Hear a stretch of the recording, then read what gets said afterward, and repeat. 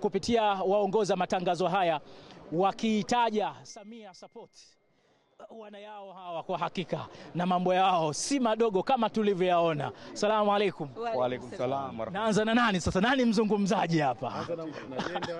Naanza na au sio? Haya, asalamu alaykum. Wa alaykum salaam. Hali yako? Heri kabisa. Jina na nafasi yako? Mimi naitwa Comrade Zainab Mustafa kwa Mama Samia Support, ni kiongozi wa kanda ya Mashariki. Okay. Pengine labda mmewiwa na nini mpaka kuja kujumuika na wale ambao wamekuja kwenye mashindano haya ya Qur'ani leo? Kwa ufupi sisi kwanza tumewiwa, hili ni jambo la kidini, jambo la Mwenyezi Mungu, kwa hiyo tumekuja kusapoti viongozi wetu wa dini. Mashindano haya ni makubwa na ya kimataifa, lakini sisi kama Mama Samia Support tuliona hii nafasi tutumie kufanya mambo ya kiafya. Kwa hiyo tulikuwa na upimaji wa afya pale na zoezi letu limeenda vizuri. Kwa hiyo Qur'ani na afya inaendelea. Pamoja na kwamba Qur'ani ni amani, Qur'ani na afya. Qur'ani na afya, na sisi tumethibitisha hilo kwa vitendo. Tumefanya hapa Qur'ani na afya. Kwa hiyo wasoma Qur'ani wameondoka hapa na afya nzuri. Vizuri sana. Katibu, wewe ndio mtendaji kwa hakika. Nimeona pirika za wajumbe na watendaji wengine kuhakikisha hakuna kinachoharibika katika tukio hili. Niambie, yapi yalikuwa majukumu yenu leo? Majukumu yetu kuhakikisha hili jambo leo laenda sawia, hakuna tatizo, hakuna kinachoharibika. Ikiwemo kwenye mabango, ikiwemo kwenye afya, ikiwemo kwenye watu hali katika afya zao, tuangalie nani anedondoka, nani ana changamoto yoyote. Tumekuja kuhakikisha hilo halitokei katika jambo letu hili.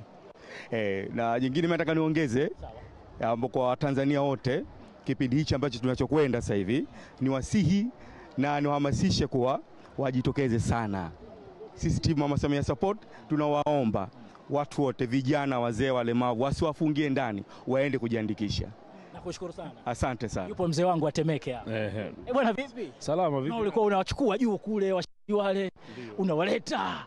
Hongera sana kwa hakika. Tunashukuru Mungu, alhamdulillah. Umelipokeaje? Hili jambo ni kubwa. Kwanza tunamshukuru Mwenyezi Mungu kwa rehema hii, maana unajua Qur'ani, haya mashindano ya Qur'ani ya dunia, kwanza Qur'ani ni amani na Qur'ani na kufanya mtu upate faraja.